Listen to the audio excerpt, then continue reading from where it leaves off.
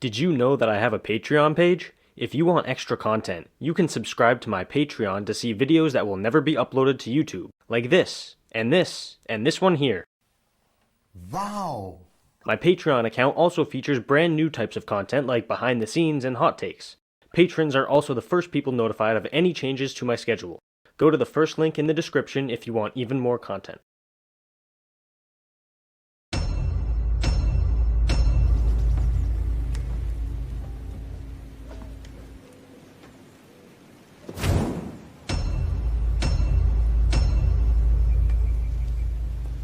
That is gonna kill somebody when it lands in Boston.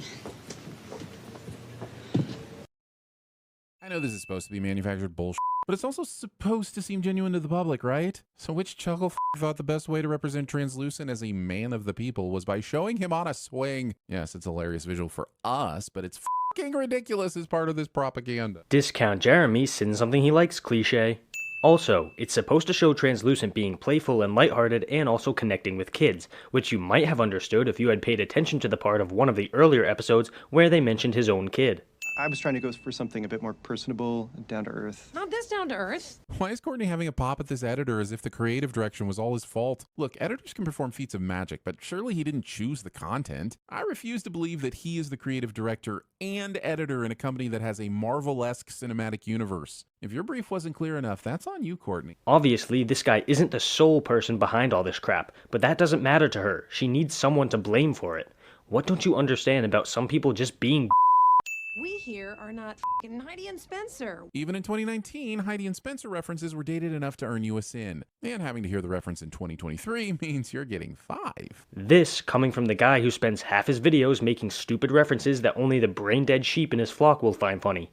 Heavenly body lost her luster. I suppose a few seconds of news position is better than 2 minutes of previously ons, but this is still we saw literally at the end of the last episode. Stop acting like we aren't binging this entire show in one afternoon. Discount Jeremy continues to ignore the fact that this show is satire. After Starlight's shocking appearance at the Believe Expo, Social media is still buzzing. Gotta love/sin news stations that are perfectly synchronized to continue each other's sentences for the convenience of expositional channel hopping. Please refer to the previous sin. Who's that dude that stuck his in her face? She should that in the asshole.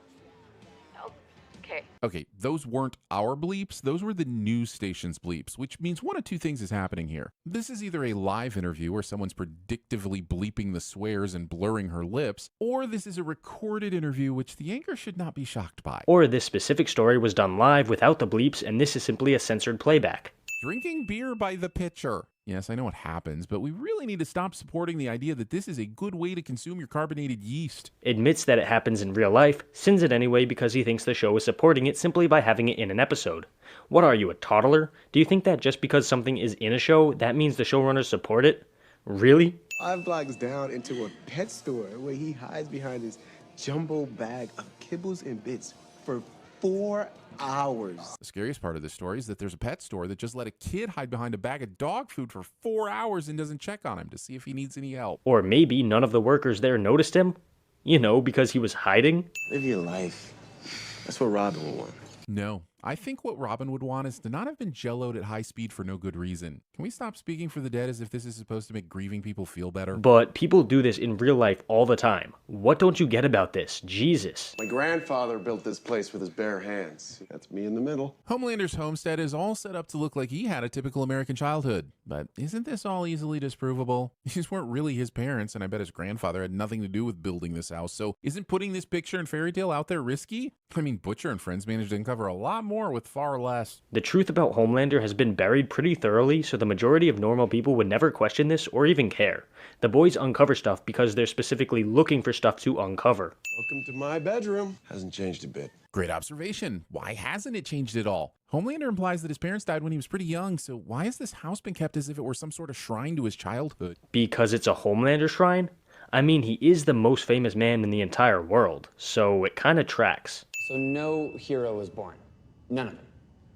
They're all just kids dosed with the blue I can't even begin to describe what it would take to support a conspiracy of this size. Putting aside the people involved in the secret creation and distribution of Compound V, we'll find out that some parents even volunteered their children to be injected. And after nearly 50 years, no one has come forward or leaked any of this to the press. Sure, it's not impossible, but if Butcher and this lot have managed to uncover the whole damn thing in a matter of months, I'd imagine someone else would have managed to all the president's men themselves to the truth as well. Discount Jeremy makes a pop culture reference that isn't a sin of the episode cliche. Also, yes, it would be difficult to keep this under wraps, but Vaught is a multi-billion-dollar company with superheroes at their disposal. Do you know how big your balls would have to be to leak information against a company like that? Not to mention legal issues, seeing as they would have made everyone sign NDAs. The whole corridor can hear this? Stillwell's office should be the most soundproof room in the whole fucking building considering what goes on in there. Seeing as Ashley's screams are extremely muffled, it is pretty well soundproofed. Ashley was screaming at the top of her lungs and only a few muffled sentence fragments got out. And I think we may need to reconsider your position in the Seven. And I think that firing an employee after she reported sexual assault on live TV might tank your stock price. I love Annie claiming her power in this scene. I just wish it didn't come at the expense of making Stillwell look naive. Sure, she might see Annie as new and malleable at this point, but she must see how firing her would look pretty hideous whichever way they choose to dress it up. And why bother? To save the Deep? Why is her preference to get Annie off the books instead of dealing with the persistent boner burden that is the Deep? Because the Deep has been popular and also very easy for them to use? As for the part about making Stillwell seem naive, Stillwell is only threatening to fire Annie as a means of getting her to obey. She was most likely never actually going to do it. Ever heard of a bluff? Also, Discount Jeremy says boner. You really stood for something.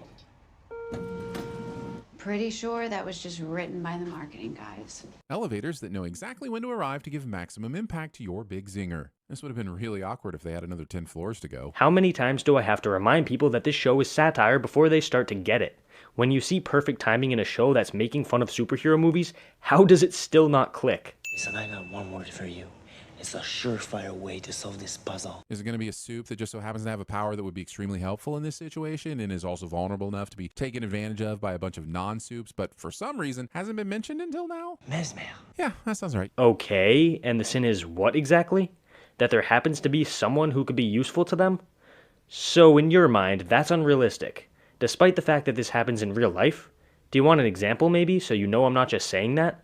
How about CIs who work with law enforcement? The authorities will identify people who can be useful to them but are also in a precarious position, which makes them the perfect rat. My point is that sinning this is dumb because it's perfectly reasonable. I've seen you eat ice cream. Oh my god. Chunky monkey, I believe. Where's this going? Well, Frenchie will create a terrible and not very convincing chunky monkey metaphor to get Mother's milk to go along with his terrible plan of involving another soup. So in other words, this works. Yeah, because they desperately want another opportunity. What did you want them to do? Give up? So no one actually eats Chunky Monkey. It's just a catchy name that's fun to say. We need to expose the myth, people.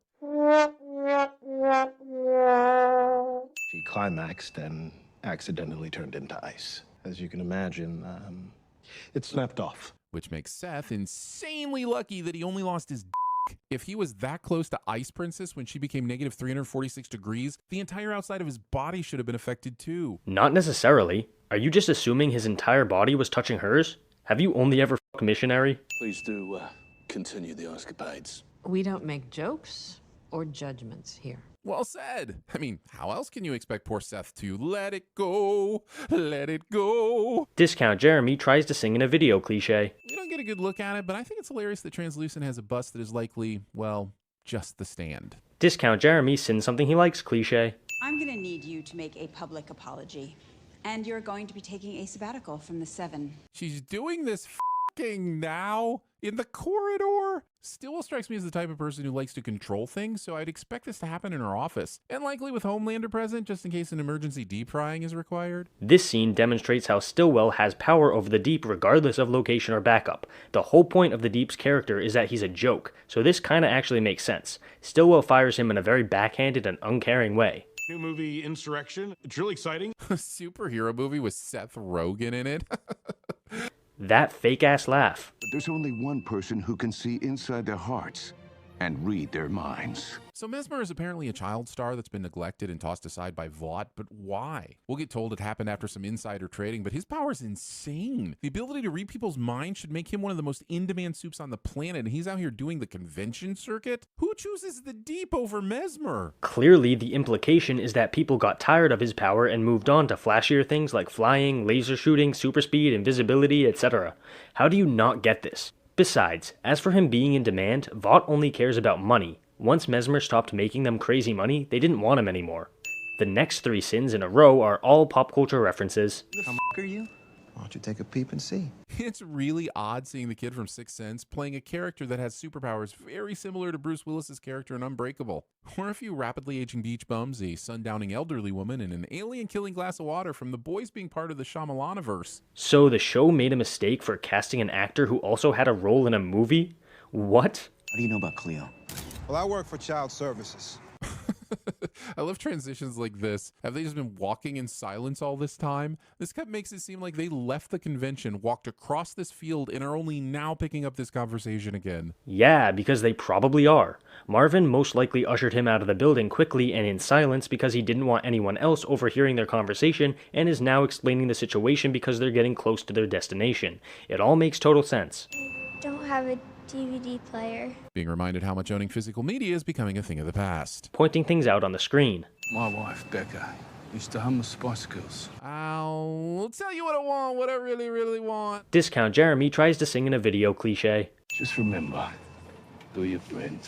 Using the we're your real friends tactic to get a person who is, at best, a co-worker on your side. Might as well go ahead and talk about how everyone in the office is just one big happy family. Off. And you're ignoring Butcher's character yet again. This is who he is. Stop sinning it. It's dumb and boring and annoying. Nobody with functioning brain cells enjoys it.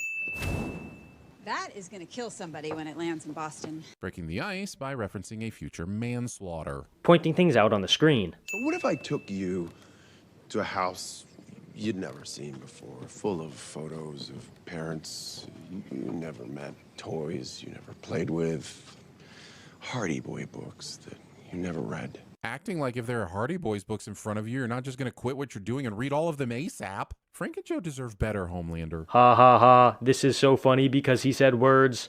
Seriously, what about this do the CinemaSins fanboys find entertaining or funny? It's just a dude spewing out a bunch of random dumb bullshit.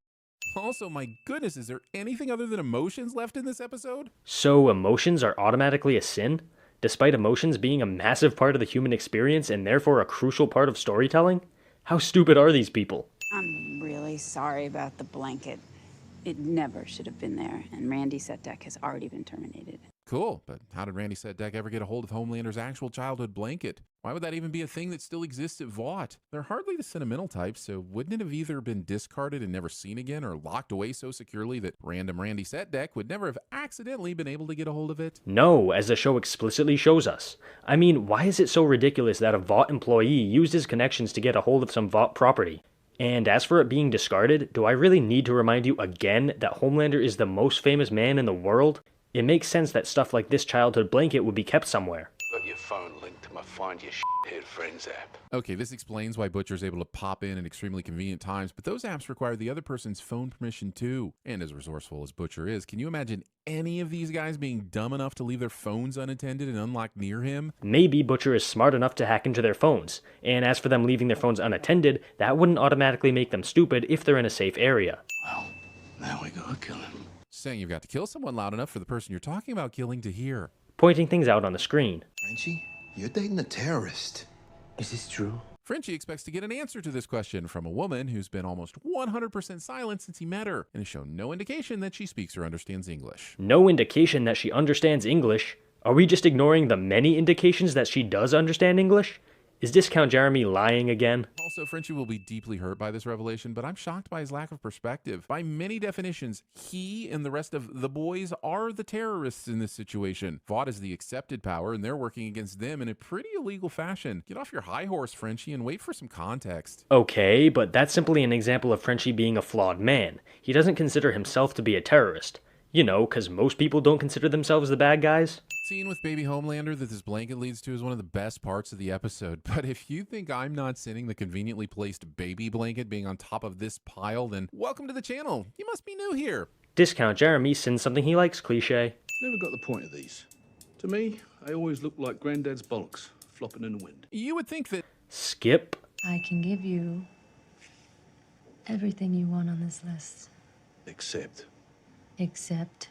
Homelander. Then what's the f***ing point of the investigation? If the FBI are terrified of Homelander, why are they even bothering to go after Vaught? Homelander is Vaught. So what makes her think that going after them is any less dangerous? No, Homelander is not Vaught. You're either purposefully lying or accidentally misunderstanding the show out of stupidity. The authorities want to dismantle the company, but that doesn't mean they have the ability to take down each individual soup. If you watch that episode of Downton Abbey, then I'm gonna be one behind and we're not gonna be able to binge watch together. Using a Downton Abbey reference to show the masculine man has a heart cliche. That's not a cliche. Also, making your better half wait till it's convenient for you to watch the next episode of Downton Abbey. Skip. Tina, it's Mesmer. Why is he using his soup name to the CPS lady? He has an actual name for official shit, right? Yes, but using his soup name is more efficient because not as many people know him by his real name. Kinda like how more people know Eminem as Eminem than as Marshall Bruce Mathers. There's this beach in the Bahamas. Let's just go. Are we talking about this? I understand the confusion, Huey, because there is zero about the interactions you've had with Starlight over the past 5 episodes and change that has led me to believe she would not only be willing to move to a tropical island with you, but would also be the one to suggest it. She's not suggesting moving there, she's suggesting a vacation, numbnuts. And as for there not being any indications of her wanting to do something like that, have you not been watching this show? She absolutely would want to do something like that. I'm gonna go get us a picture. Billy, you like, let me guess, Guinness? Who drinks Guinness from a pitcher? Discount Jeremy yells at the screen cliche.